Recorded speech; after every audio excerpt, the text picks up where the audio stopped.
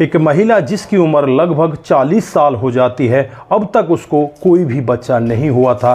दोस्तों वो इतनी ज़्यादा परेशान हो जाती है, परेशान होकर इधर उधर बाबाओं के पास जाती, जहाँ भी लोग बाग उसे बताते कि यहाँ मत्था टेकना है, वहाँ जाकर वो मत्था टेका करती, लेकिन कहीं से भी उसे कोई सफलता नहीं मिलती। एक दिन का वाक़या होता है जब रात को बाइक पर वो अपने पति के साथ घर की तरफ आ रही होती है, तभी रास्ते में एक छोटे से बच्चे की चीखने की आवाज़ सुनाई देती है। वहाँ पर बाइक को रोक लिया जाता है। उसके बाद पति पत्नी दोनों बाइक से उतरकर जब उस बच्चे की आवाज़ की तरफ जाकर देखते हैं तो देखते हैं सामने एक लड़की जो लगभग 2 से 3 दिन की है, कोई उसे वहाँ पर फेंक कर चला गया है। दोस्तों आनन फानन में ही वो उसे वहाँ से उठाते हैं और जो यहाँ पर पत्नी होती है वो कहने लगती है कि भगवान ने शायद हमारी जो सूनी कोख है उसे भर दिया है। दोनों को दोनों बड़े खुश होते हैं, उसे अपने घर ले जाते हैं, धीरे धीरे करके उसे पालने पोसने लगते हैं।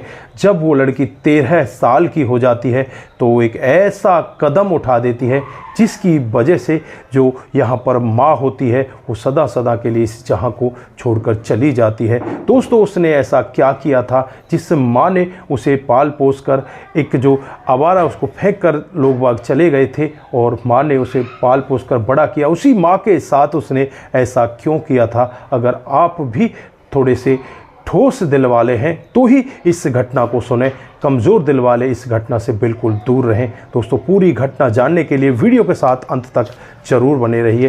दोस्तों आगे बढ़ने से पहले हमारी वही रिक्वेस्ट कि जो हमारे चैनल के साथ नए हैं कृपया करके चैनल को फॉलो कर लें, बेल आइकन को ज़रूर प्रेस करें। नमस्कार, जय हिंद। आप देख रहे हैं APH न्यूज़ राहुल रावत के साथ। दोस्तों आज की जो हकीकत की घटना आप लोगों को बताने जा रहा हूँ, उड़ीसा का एक क्षेत्र पड़ता है गजपति जिला और उसी के भुवनेश्वर इलाके की ये हकीकत की घटना है। यहाँ पर राजलक्ष्मी नाम की एक औरत जिसकी उम्र लगभग 40 साल होती है। दोस्तों आज से 13 साल पहले का वाक़या होता है जब ये अपने पति के साथ बाइक पर वापस अपने घर की तरफ आ रही थी, तभी इन्हें एक रास्ते में लड़की जो रोड के सहारे पड़ी मिल जाती है, जिसकी उम्र लगभग 2 से 3 दिन की होती है। उसे उठा कर ले आते हैं और यहाँ पर उसे अच्छे से रखने लगते हैं। उस लड़की का नाम अनाया रखा जाता है। धीरे धीरे करके वो लड़की बड़ी होने लगती है। जब ये लड़की लगभग 5 से 6 साल की हो जाती है तभी यहाँ पर जो राजलक्ष्मी है उसके पति उसे छोड़कर इस जहाँ से विदा हो जाते हैं।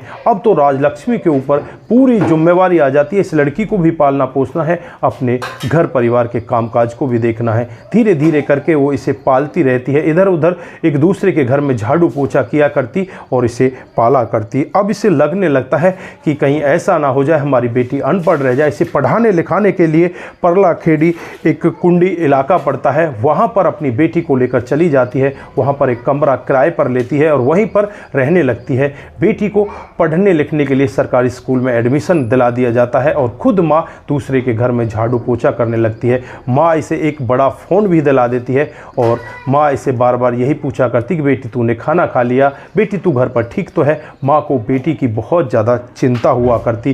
दोस्तों 28 अप्रैल 2025 का वाक़या होता है जब ये बेटी अनाया अपने मामा के पास फ़ोन करती है और उससे कहती है कि माँ की तबीयत बहुत ज़्यादा ख़राब हो गई है, आप फटाफट इस फलाह हॉस्पिटल में आ जाइए।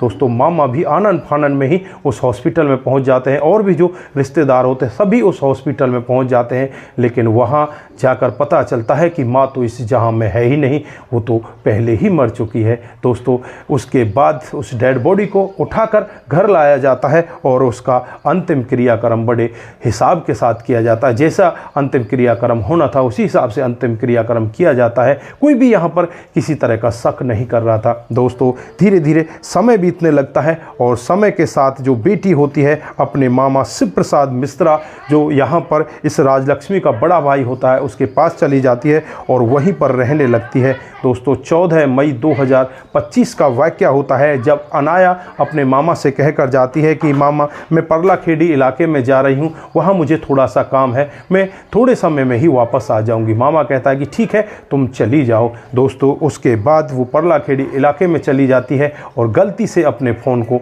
वहीं पर भूल जाती है। दोस्तों जब मामा यहाँ पर देखता है कि शाम हो गई, बेटी आई ही नहीं, तो उसको फ़ोन मिलाने लगता है तो देखता है फ़ोन यहीं पर घर पर ही है। दोस्तों फिर वो सोचने लगता है कि लड़की कितनी भुलक्कड़ है, अपने फ़ोन को भी यहीं पर छोड़ गई। फिर उस फ़ोन को खोलने लगता है और उसमें चैटिंग को पढ़ने लगता है। इंस्टाग्राम में जब वो चैटिंग पढ़ता है तो चैटिंग को पढ़कर उसके हाथों पैरों के नीचे से ज़मीन निकल जाती है। वो दो लड़कों से लगातार बातचीतों में होती है। एक का नाम गणेश रथ होता है जो मंदिर का पुजारी होता है, जिसकी उम्र 21 साल होती है। दूसरे का नाम दिनेश साहू होता है जिसकी उम्र 20 साल होती है। इन दोनों से लगातार बात हो रही थी और 28 अप्रैल की रात को भी यहाँ पर इनसे ये बात हो रही थी कि मैंने माँ को नींद की गोली दे दी है, आप फटाफट आ जाइए, और मैंने जेवर भी इकट्ठे कर लिए हैं और फटाफट प्लानिंग के तहत ही माँ को इस जहाँ से विदा करना है।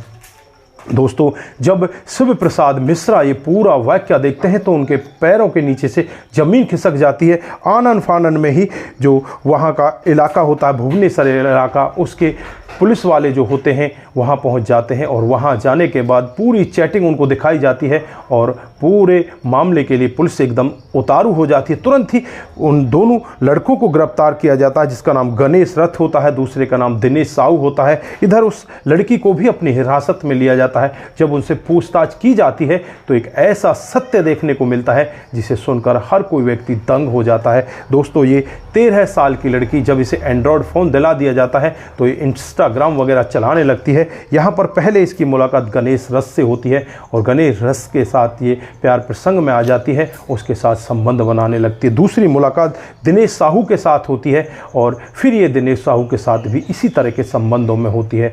अब यहाँ पर माँ को कुछ भनक लगने लगती है और माँ इससे कहने लगती है कि तू जो कदम उठा रही है वो बहुत गलत है, इन कदमों को यहीं पर रोक दे। लेकिन ये लड़की मानने वाली होती ही नहीं और फिर ये अपने इन दोनों बॉयफ्रेंडों से बातचीत करती है और जो अपने घर के जेवरात होते हैं, लगभग 2 से ढाई लाख रुपए के जेवरात, उन जेवरातों को बेच देती है और एक K10 जो बाइक होती है वो यहाँ पर गणेश साहू को दिला देती है। दोस्तों अब यहाँ पर इन दोनों से कहा जाता है कि मुझे अब इस जहाँ से अलग रहना है, मुझे अपनी माँ के साथ नहीं रहना है, मैं अब दूसरी जगह आपके साथ चलना चाहती हूँ। लेकिन यहाँ पर ये दोनों उसे समझाते हैं और कहते हैं कि तुझे यहाँ से दूर हटने की क्या ज़रूरत, तेरी माँ की बहुत सारी प्रॉपर्टी है वो तेरे नाम हो जाएगी, तू क्यों परेशान हो रही है, तू यहाँ से दूर मत हट, अगर हटना है तो तेरी माँ को यहाँ से हटा देते हैं। दोस्तों प्लानिंग के तहत ही 28 अप्रैल को यहाँ पर माँ को नींद की गोली खिलाई जाती है और नींद की गोली खिलाने के बाद ये 13 साल की लड़की अपने प्रेमियों को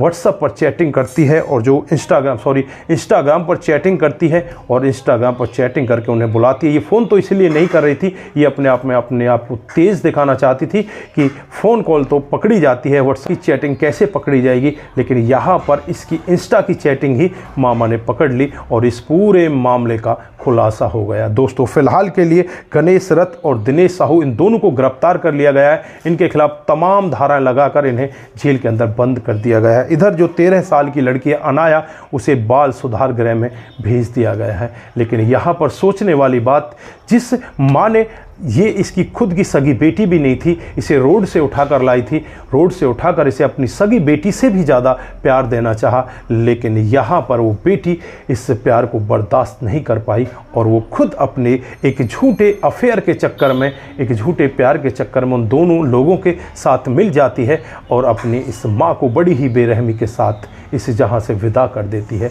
तो दोस्तों ऐसे लोग भी यहाँ पर घूम रहे हैं। छोटी सी बात रह गई थी कि इस माँ को इन्होंने मारा कैसे था। तो जो 13 साल की लड़की होती है खुद तकिया लेकर आती है और तकिए से अपनी माँ के मुंह को दबाने लगती है। वो दोनों लड़के इसके साथ होते हैं और तब तक दबा कर रखते हैं जब तक इसके प्राण पखेरु नहीं उड़ जाते। उसके बाद ये दोनों लड़के और ये लड़की खुद इसे नज़दीकी हॉस्पिटल में लेकर जाते हैं। वहाँ जाने के बाद पता चलता है कि ये तो मर ही चुकी है। तो दोस्तों ऐसी घटनाएं भी हमारे इस जहां में हो रही हैं। आप लोग यहां पर क्या कहना चाहते हैं, किस पर विश्वास किया जाए, किस पर विश्वास नहीं किया जाए? इन साथियों ने हमारे पिछले वीडियो पर कमेंट किए थे, उनके आज हम यहाँ पर नाम लेने वाले हैं। जो सबसे पहला कमेंट आता है वो आता है मोनू जैन का।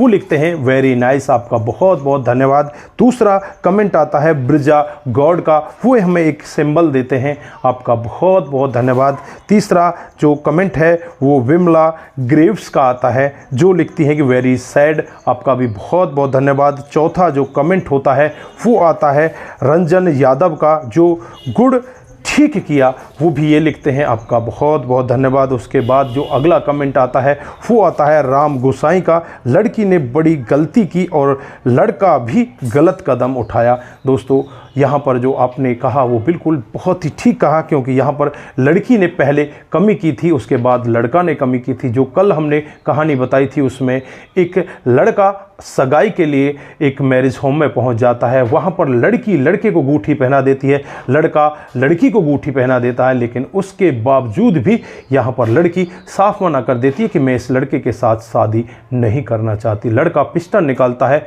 और उस लड़की के सर में गोली मार देता है। दोस्तों यहाँ पर दोनों की गलती हमें देखने को मिलती है। और जो अगला कमेंट आता है वो टीकम शर्मा का आता है, वो लिखते हैं लड़के ने बहुत गलत कदम उठाए, उन्होंने बहुत गलत किया। तो दोस्तों ऐसा कदम नहीं उठाना चाहिए। यहाँ पर पहले लड़की की भी गलती थी, लेकिन लड़के की भी यहाँ पर बहुत बड़ी गलती देखने को मिलती है कि कानून को कभी भी अपने हाथ में नहीं लेना चाहिए। अगर लड़की को आप पसंद नहीं है तो ठीक है, आप उनसे अलग हो सकते हो, लेकिन लड़की को ये सब इस समय नहीं करना चाहिए था। उससे पहले ही उसे उसका फ़ोटो मंगा लेना चाहिए था और उसे मना कर देना चाहिए था। लेकिन जब पूरे रिश्तेदार इकट्ठे हो गए तो वहाँ पर उसकी इस तरह से बेइज्जती नहीं करनी चाहिए थी। तो दोस्तों आज के लिए बस इतना ही, फिर मिलते हैं किसी नए मोड के साथ। तब तक के लिए आप अपना ख्याल रखें, परिवार का ख्याल रखें, सतर्क रहें, सावधान रहें। नमस्कार, जय हिंद,